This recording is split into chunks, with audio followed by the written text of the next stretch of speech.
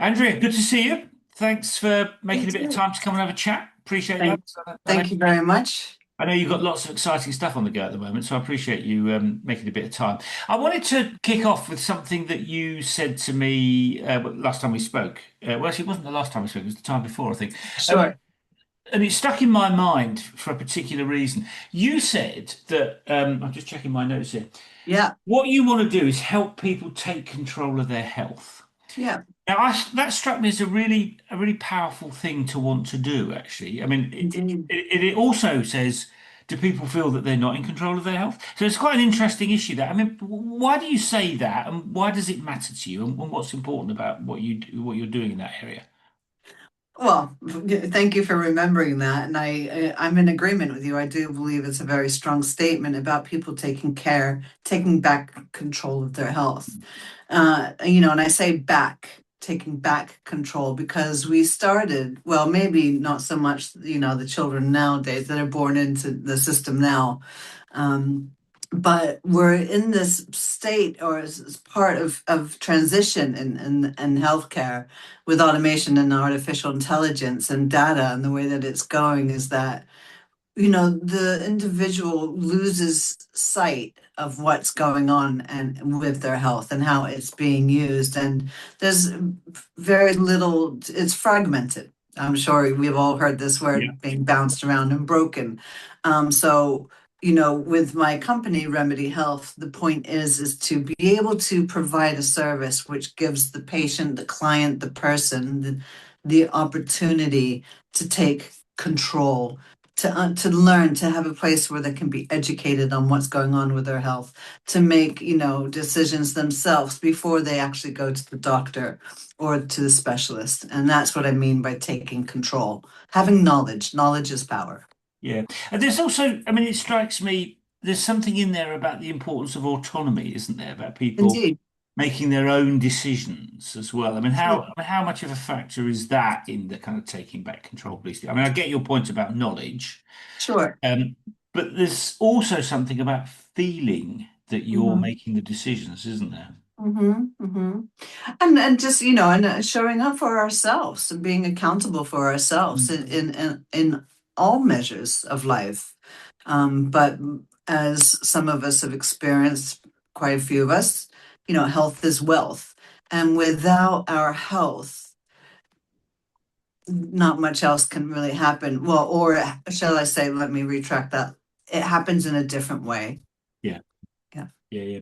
And so, let me go back to the beginning. I mean, how did you kind of set out on this, or what is it that set you off on this path to build a company to do that? Well, I adore people, and I love to be of service and to help people. I get great joy from that. So I was living in New York City at the time, and my intention was to become a mental health nurse. So I thought I knew nothing about healthcare. Really, I wasn't in that area. I was in hospitality. So I'm like, let me just go and work in a hospital and then I double majored in psychology and nursing in the daytime, and I did graveyard shifts in Staten Island University Hospital, and it was there that the seed was planted for Remedy Health, because I guess this is where the fragmentation comes in. I saw how broken that the system was. I saw that the people were frustrated and angry and at times very desperate to be able to try to find their way to get answers that were needed for them to help when they're at a very serious physical state. And let me just ask you about that. You've used that phrase, which we hear a lot here in the UK, the health service is broken. I Mhm. mean, just give us an example of what you mean by that, because it's very easy to say. I mean, lots of politicians sort of, oh yes, this is broken and that's broken, and Yeah, yeah, because yeah. it suits their interest. I mean, what do you actually mean when you say that? What was it that you came away with and thought, well, this bit really doesn't work? I mean, give us an example. Well, thank you for that space. When I say that it's broken, it's when we just look at the journey of the patient, the pathway Right. of the patient, and whatever they're walking into for their healthcare situation. It's that they hit dead ends. being that they'll see one doctor and then that doctor will refer them to a specialist and then that specialist will tell them. So they have to bounce around, and then their lab reports and medical things, it gets lost and one doctor doesn't know. And that's where, when we get lost in the journey, is Right. that we lose opportunities to be able to expedite the process of the journey for the Yeah. patient. So what you're saying, just so I understand this correctly, is that what you're trying to do, if you like, is smooth out that journey so that, if you like, the doctors come to the patient rather than the patient going to the doctor. Sure. Is that a fair analysis? That's, yeah, thank you for making it, clarifying that for me. Yeah, absolutely. We just, our main goal for Remedy Health is to provide a seamless pathway for the client and patient, and to kind of just, to shorten the length of the journey. And we get to do that today, especially because of AI and what's happening with AI. I was about to ask you about that. I mean, obviously, this podcast is about technology and how people are using the technology. I mean, how are you using AI to Yeah. enable that to happen? Because that's the issue of the moment, isn't it? It is indeed. Yes, it is indeed. Very exciting times.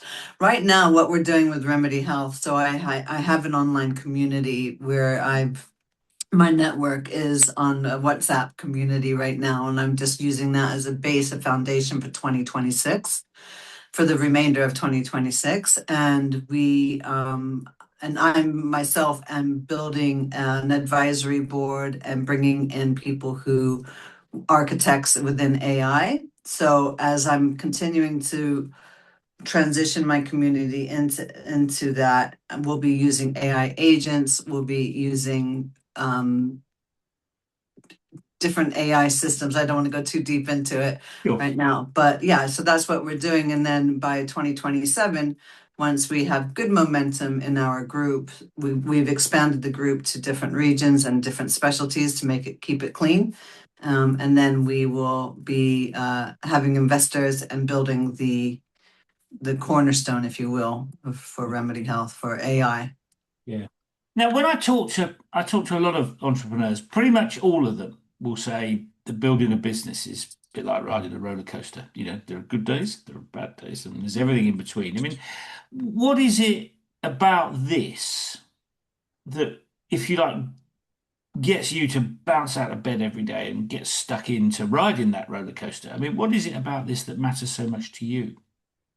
It's being able, it's, for me, it's all about the people and the patients, and just, being able to build something that will be able to answer questions for so many people, and to be able to help to save lives, to help people find the answers during their, sometimes their most weakest times, to bring a little bit of light into people's lives when they feel that there are no answers.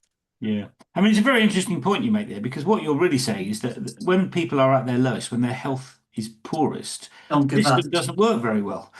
And Don't give that's up. so it kind of exacerbates an existing problem, doesn't it? This is what you're Exactly. really saying. Like, somebody in California doesn't know about the specialist in Japan who's just come up with this new clinical trial, or this new, uh, treatment or something. But I know, so I'm basically the gatekeeper between the two. Yeah. And I'm just bringing the information together from the global healthcare industry. And I'm saying to the general, to the one day, the 8.3 billion people, come and just type a word. It's basically just Google for healthcare. Right. Okay. So it's very simple to use, is what you're saying. It will be for the patient. Absolutely. Yeah. Yeah. And Ab- and, I, and that's a really good point, that, because I mean, I'm a great believer, if you want people to use something, make it easy for them. Absolutely. It's a good rule of thumb, that. And let me ask you Absolutely. about the process of building a business. I mean, um, as you've been building this business, I know you're only part way through the journey, if you like, but have Yeah. you faced any particular surprises, things that you really didn't expect? Yeah. A lot of rejection. A lot of, a lot of no's. Well, I guess that's the same as rejection. A lot of people who just don't believe in, in what I'm saying. Um, and like you said before, the roller coaster effect, the good days and the bad days, and there's a lot of, I think what's most important, which is coming forefront to my mind right now, is in order for me to take Remedy Health to where I foresee it to be, the main thing that has to change is me So, in okay, in growth. right. So just tell us what you mean. I mean, in what way do you need to grow? That's quite an Yeah. interesting statement. Well, I mean, really, I mean, it's just about learning to separate emotions from the business, and being more steadfast and stable within, because usually I'm quite sensitive. So, Right. so usually I just take it, oh, well, you know what? It's not about me. Just because they're saying no doesn't mean a no. A Yeah. no is no for now, not forever. And it's okay, and now I'm learning, like, where I was taking it so personally, and then that was the rejection, and that, and then until I was able to get past that, there's Yeah. no way that I could go further. So, and it's an opportunity for when people say, no, I don't want to be in the community, or no, I don't want to, no, I have other projects going on. Well, what they're telling me is the answers that I need to hear in order to use that to better my business model and Mm. to strengthen it, to Yeah. use it to my prerogative. Yeah. I mean, it's interesting you say that. I mean, I think one of the things that kind of creates the roller coaster is the rejection piece, because particularly if Yeah. people really care about the product and they put their heart Sure, and soul into building a great product or a great sure, service, and then sure. when people say, "Well, I'm not interested," it's heartbreaking, isn't it? Not because It is. they don't necessarily want it, but because It you put is. such a lot of effort into It help doing is. something to help people.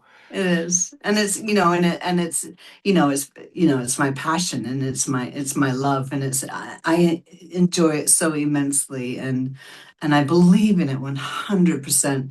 So, when you do get that, but again, it's, when you look at other founders and other entrepreneurs, they all went through the same Yeah. journey. Yeah. It's just, so this is a part of the process. And one day the no will be a yes. And it's, it's in the right time. It's, in divine timing is, so just, just keep showing up. Just keep showing up until, Yeah. you know, There it was happens. I forget which president, well, it was a famous American president who said, perseverance is everything. And I mean, I think it's a Yeah, good point, really, particularly if you're an entrepreneur. it is. Right? It is indeed. It Success is. is just never giving up, really. No, it's not. And it's learning to, I mean, again, with the technology, the innovations now, I mean, people are building companies and exiting within 2 to 3 years rather than 5 to 7 years. So, and I'm very well connected in the healthcare industry. So, and I'm smart enough to be like, and this is what I'm doing right now, is about building the team, the advisory board, especially, and then going and leaning very heavily on the advisory board and being and sharing my vision and mission with them. And then just going to them and just saying, okay, how do we do this for governance? How do we do this for architectural, artificial intelligence, to build the system? How do we do this for the hospitality? And then, you know, find people smarter than you, put them in the room, and, Yeah, yeah, yeah. Surround yourself with smart people. That's good advice. surround yourself with And, smart and you people. mentioned you mentioned about governance. I mean, just talk me through some of the ethical sort of issues around this, because health is fraught with those kind of ethical issues, isn't it? You've got to be quite careful because it's people's personal data and it's their Yeah, health, and sometimes people want to be open and share that with people. Sometimes people don't. I mean, yeah. just talk me through some of the ethical issues that you've come across. Well, yeah, I mean, you said it pretty much. Really, is people's data and their information, what they want to share and what they don't want to share, and how are we able to show up for that? And because we're working on globally around the world, worldwide, it creates many different layers to how we can show up and what we can do for the patient. Even down to America, different states are different, legalizations, different registers, different licensings. So Let me yeah, ask you about that global piece because that's quite interesting. Because I mean, I know from my own experience, doing business in London is very different from doing business in New York or LA or Singapore or Hong Kong. I mean, that also the kind of cultural expectations have an influ have an impact, I guess, on the way people feel about their healthcare Yes. data and how their Yes. health, because it's very personal, isn't it? Even the treatment, even right down to the Yeah. treatment. Have you had lots of issues around that with different in different parts of the world, different kind of cultural things to deal with? Yeah, very much so, especially with the Middle Eastern community. I work a lot with Emiratis, and yeah, so there's particular things that they want to follow by, so that can be quite testing at times. Mm. Obviously language barriers and yeah, all different kinds of Yeah. scenarios. Yeah. Quite a lot of challenges in that space, I would have thought. Indeed, indeed, very much so. For now, because right now I'm a solo entrepreneur, so I feel like I'm spinning all the plates. Not feel, I actually am. So Yeah. until, I feel, I'm on the runway about ready for takeoff. So engines are starting. Yeah, yeah, cool. And have your how or rather how have your values, the things that you feel about personally, how have they shaped the way you've built the company? Well, um, I mean, that comes down to what I believe that the patient should have, Mm. integrity, transparency, trust. Um, because when patients in the past, and usually the majority of the time, people are very scared, they're very frustrated because the majority of work that I do is reactive and it's medical based, even though healthcare is wellness and holistic and all different kinds of things. But right now, that's the main thing. So um, that's the heartbeat of Remedy Health, and that's what I will never. I'll shut the company down before any of that goes. And and what basically at the end of the day, what we're selling is trust. Yeah, yeah. But correct me if I'm wrong, you're also working with quite a lot of different partners, aren't you? Hmm. And that Businesses. that that in itself it creates issues, doesn't it? Because It it's does. I mean, I know I talk to a lot of entrepreneurs who use partnering as the way to grow globally. Yeah. And you can see the logic to that, but that comes with its own challenges, doesn't it? I mean, partners that don't want necessarily want to do things in the same way, and Yeah. all those sorts of. I mean, how have you been getting on with the partnering piece of this? Um, yeah, thank you for asking that. It's a process, because it's really, walking into a new relationship every time with the Yeah, institution and the clinic and so on. So then sometimes what you see is not entirely what you get. So it's very important for me to vet these people because, I am only allowed with the Remedy Health Concierge Plus side of it. We're only going to be allowing small number of founding partners, 300 to be exact, and that's going to be the heartbeat whilst we open it up to the whole population. So um, it's very important. It's very, very important. I yeah, mean, I found one doctor that was in the community, and I chose to let him go because he was involved in affairs that were not aligned I found out that he was working with Jeffrey Epstein. So mm, that was a hard no. yeah, yeah. You don't, but you don't know that until, so No, it's difficult that you can't, even though they can tell you everything, there's still some things that will, that's like life, I guess. yeah. I mean, that was partly what was behind my question, you see, because often companies talk about their ethical position on things, but when you work with partners, it's very difficult to know really what's gone on in their background, isn't it? Yes, And it's not always possible to do really deep due diligence on these things as well. I mean, it's just not practical sometimes. yeah. So in and of itself creates issues, as you've just described. I mean, that's a very timely Right. Well, we example. can find out, if they're JCI accredited, HIPAA compliant, things obviously Yeah, like that, the success rate, the death rate. Now, we can find out quantitative like results to take off the yeah, check marks, but there always is that underlying level. And in time, for my founding partners, I'm charging them for a monthly subscription, but in return, what they're getting marketing, advertising, and they're open to my clients, which I bring solely to them. And that allows me to continue to work very hard in 2026 to put Remedy Health in a place to where we will, go for investment in 2027. Once we start to gain momentum for that, we will then stop taking subscription. I'm not 100% sure on this, but I'm believing for the business model is not to take a monetized monetization assess with the business itself, but for the clients, because we would rather take, $10, $50 a month from the client for 8 billion clients rather than, $2,000 a month from 4,000 institutions. Mm, mm. And how, I mean, that's a very interesting statement there. I mean, And then at the end of that, we get to say to our client, look, we're working for you. We represent you and being the patient. yeah, yeah.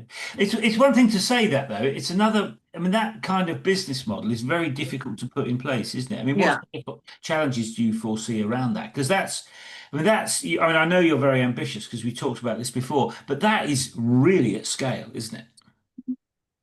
What sort of challenges do you foresee around delivering that? I mean, a lot because, also with, when you're taking on, that amount, a number of people, then you have, that many, clients. So, how do you, well, I mean, I have answers for that too, but that's for a personal talk for you and I at another time. Um, yeah, so I foresee, some types of stagnation with that, but that's just, with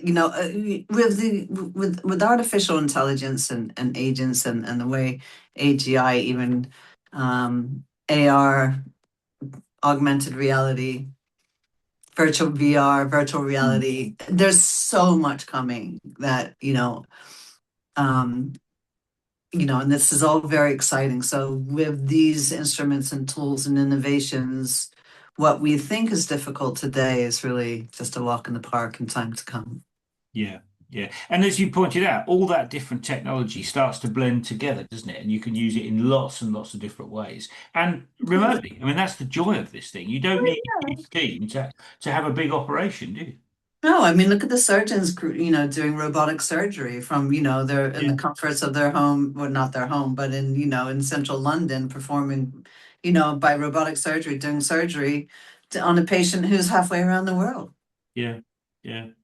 I mean, that sort of stuff will begin. I think, I mean, my reading of it is that it will really begin to change healthcare in the next few years. In the next year. Yeah. Yeah, Yeah, for sure. yeah, 3D printing.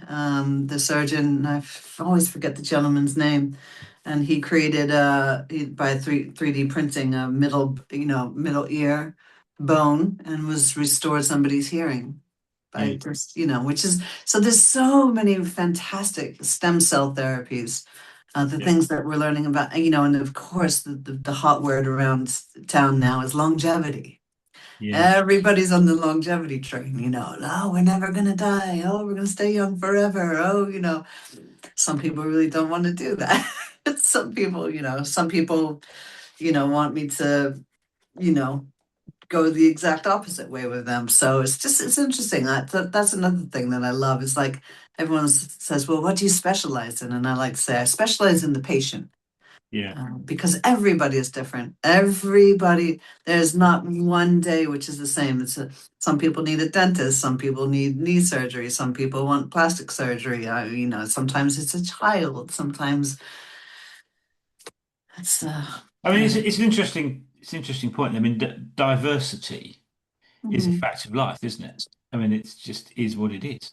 It's a gift. It's a beautiful thing. Yeah, yeah, absolutely. Let me ask you about that issue though, because that also creates a challenge for CEOs.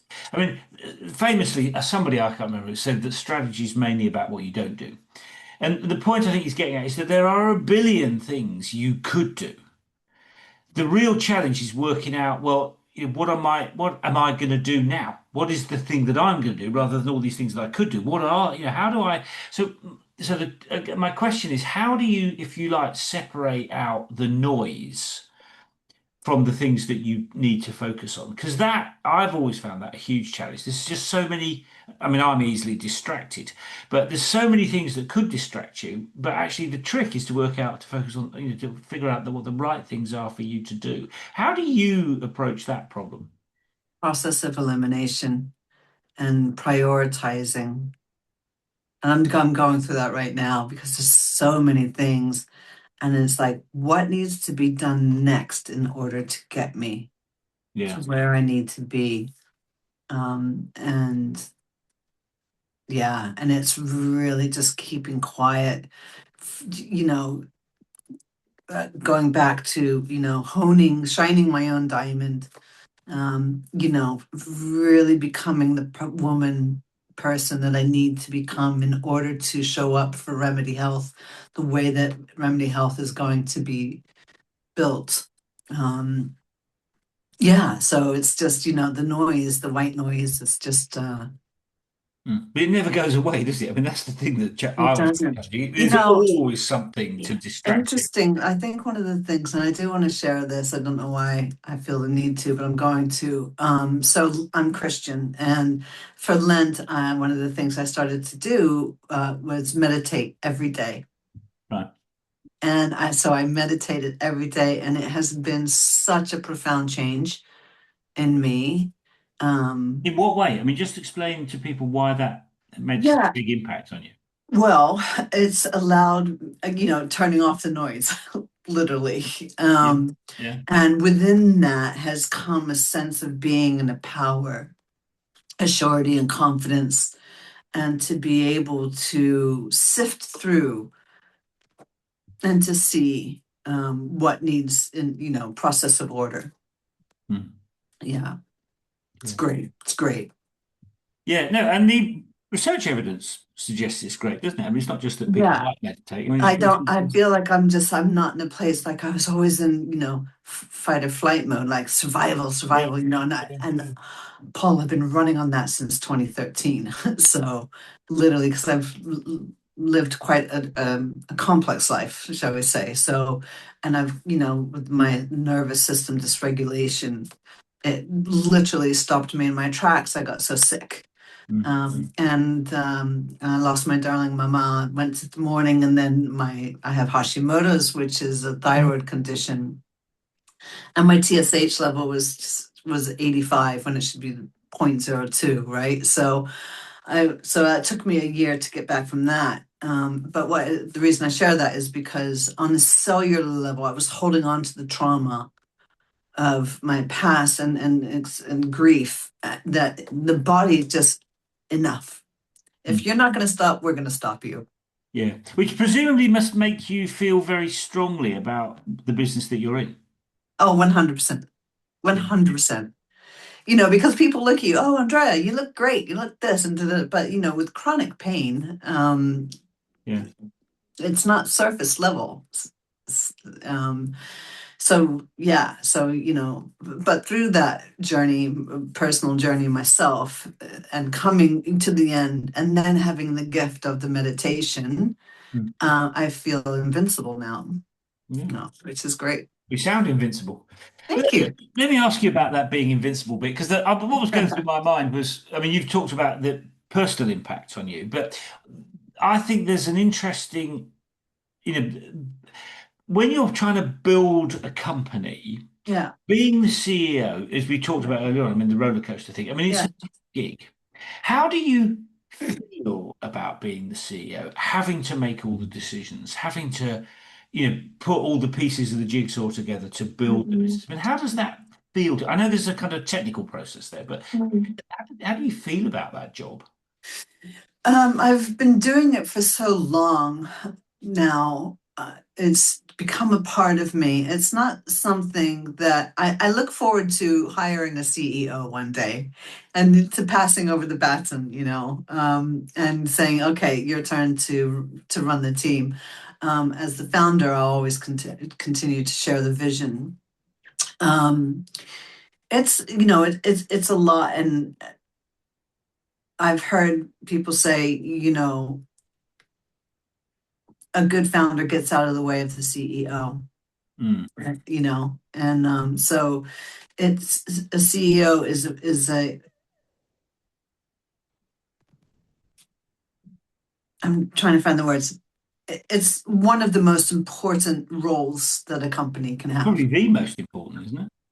Um, I mean, it depends on who you're talking to. Some people would say maybe the CFO is the most important, but yes, I mean, it's definitely up there. Yeah, they're the leader of the company for sure. Um, yeah, I look forward to the day of hiring a CEO. I'm not saying that I don't like it. I love it. I just feel that it can be done better. Yeah, yeah, Yeah, yeah, yeah. yeah. And I mean, I think a lot of entrepreneurs, Tumbling. a lot of entrepreneurs would say that because there's a kind of a, sometimes things are right for the bit that you're in, but then to get to the next bit, sometimes things need to be done in a very different way. Absolutely. So Absolutely. finding the right person for the right stage, I think, is often Absolutely. often yeah, Nobody will ever be able to share.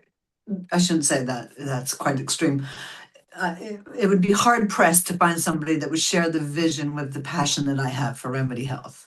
yeah, But we can always find a CEO better than me. I mean, yeah. that's totally doable. Yeah, yeah. And your earlier point about surrounding yourself with smart people, I mean, it's the Yes, way to go, absolutely, isn't it? Yeah, absolutely, yeah. And absolutely. let me ask you, let me ask you a bit about what you've learned from being a CEO. What would you say has been the toughest decision that you've had to make, and what did you learn from that?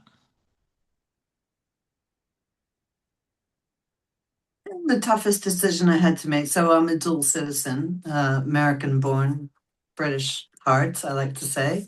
I live in London currently. So Remedy Health started in America. And the toughest decision was having to close it down, to stop it. Um, which in hindsight I would have done differently. But it was 2020 and Remedy Health started as low hanging fruit, medical tourism, outsourcing, plastic surgery, etc. Um, but because of the pandemic at the time, the business model was 100% dependent on travel, and I never thought that the day would come where I would see Yeah, no travel. yeah, So always expect the unexpected, right? So that pivot came where I moved home to take care of my darling mother. And in hindsight, it is the best thing that could have happened for Remedy Health, but it was the hardest yeah, as a CEO. yeah. And that's often the case, isn't it? The tough decisions are the ones that are often, in the long run, good decisions, but they're tough at the time, aren't Yeah, absolutely. I mean, just it shook me, because I was so reliant and still am, that I just felt like it just broke into, 1,000 pieces. And I forget that Japanese art form, when a bowl breaks, that they paint it back together and with they? gold and it's stronger than it was. But yeah, Yeah. And let me ask you about another thing that relates to being mistakes. I mean, most of them CEOs I talk to, when I say to them, "What sort of mistakes have you made?" They say, "How long have you got?" I mean, yeah, what yeah, would you yeah. say is the biggest mistake that you've made, and what have you learned from that? I think the biggest mistake that I've made is, ugh, just it really hurts to say this, that I've failed in areas with my clients. And that's just through having the deep desire to deliver for them, to be like, I can do this for you, I can do this, when really, if I had just paused and taken a step back Mm. and reflected a little bit more, and then getting into that relationship with that client, those clients, so there's more than one. These are back in the early days. I noticed that it was a disservice. Mm. I made up for it, of course, but because of that, there's no profit because I worked overtime to be able to rectify, Yeah, yeah, and yeah, that's another lesson. yeah.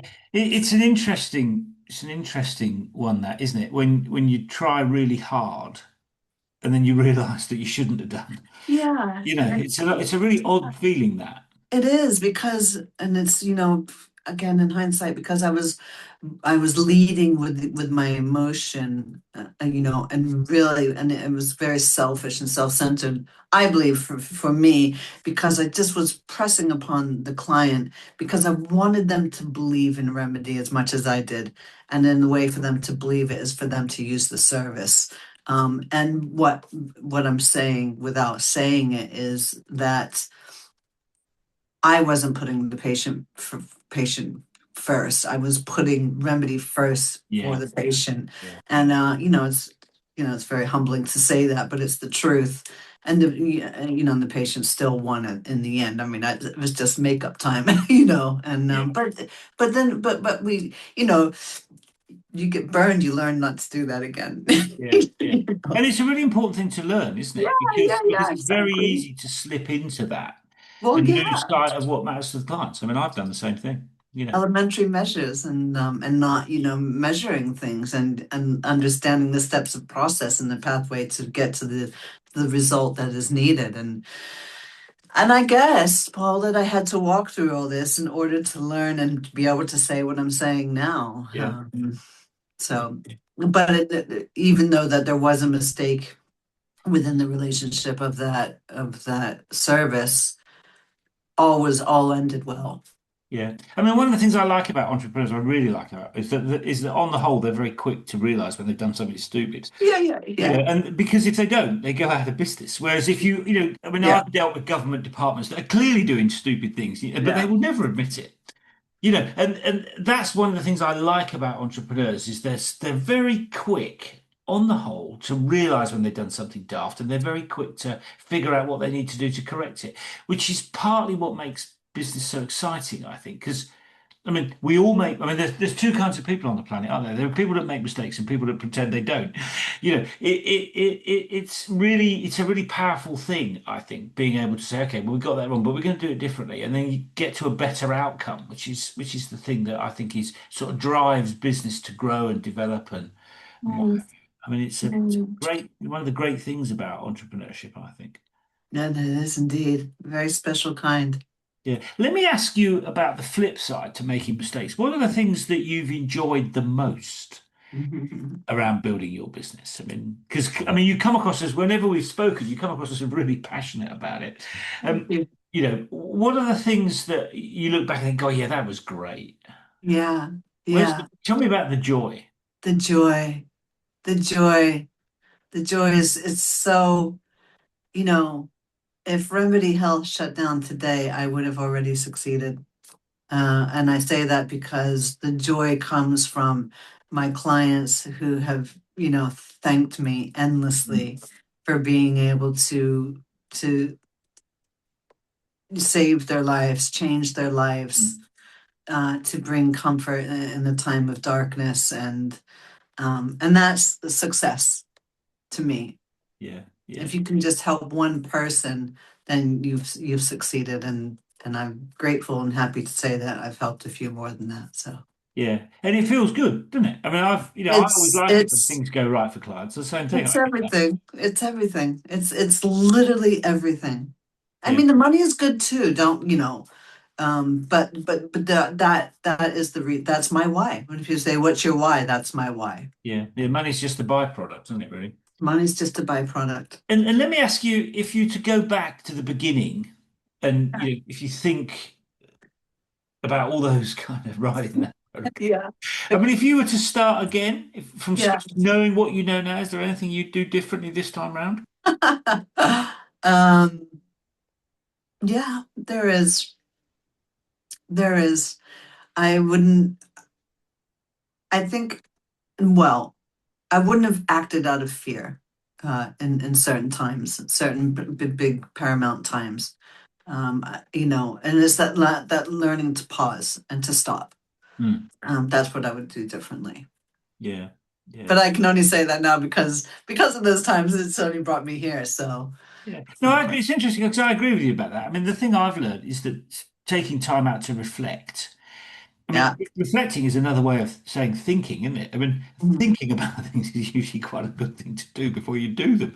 Yeah. So I'm a huge believer in creating a bit of time for reflection because it's incredibly valuable. Otherwise, you spend your life just beavering away. Nothing wrong Yeah. with beavering away, but Yeah. sometimes it's really important to stand back, isn't it? So yeah, take a step back and look at the big picture. Yeah, for sure. I used to think of the Wizard of Oz a lot, the Oz behind the curtain, you know, and that's how I felt at times, just, building this, and it was just really, yeah, when he came out and kind of saw, Emerald City. Yeah, yeah, great movie. And Indeed. if you were to give a piece of advice, I'm sure you've had some good advice along the way from Yeah. people on your board and what have you. I mean, what one piece of advice would you give to a rookie CEO just kind of starting off on a journey like this? Never give up. Hmm. Never give up. And talk, find your people and talk it out. When you say find your people, what do you mean by that? I mean, what people should people look for? Executive coach, coaching, Right. working with an accountability partner, having a good solid friendship, that's there 24/7 for you. Yeah. I Yeah. mean, what you're really saying is business is about relationships, isn't it? 100%. Yeah, yeah, absolutely. One last question. In terms of what I know you're on the brink of just doing some really interesting things because we've just talked about that, or talked about it the other week. What excites you about the next bit of the journey? I know you've been on a really interesting journey. What is exciting about the next bit? I'm so excited. Thank you so much for asking me that. 2026 is really about the hustle and the grind. I'm moving fast and I'm onboarding, the founding partners. So that's the momentum that I'm in. So what's next in 2027 is once the founding members are in place, the advisory board is set, and we have a very clear vision. It's about hiring the team, the CEOs and the team, and then building the platform, the intelligence layer for Remedy Health Hmm. to be able to, you know, you know, onboard to many more people. Yeah, yeah, and that must be really exciting because you have a big impact. Very exciting. I've waited a very long time for this. Yeah, Yeah, so yeah. I'm excited. Andrea, thanks for coming on. Thanks for sharing that journey. Thank Good you. luck. Good luck with Thank the you. next bit. Like I said, sounds really exciting, and Thank you for the time. It's been a pleasure to sit with you and talk. Thank you. likewise, really appreciate it. See you soon, hopefully. Okay, sounds good. Cheers then. Bye bye.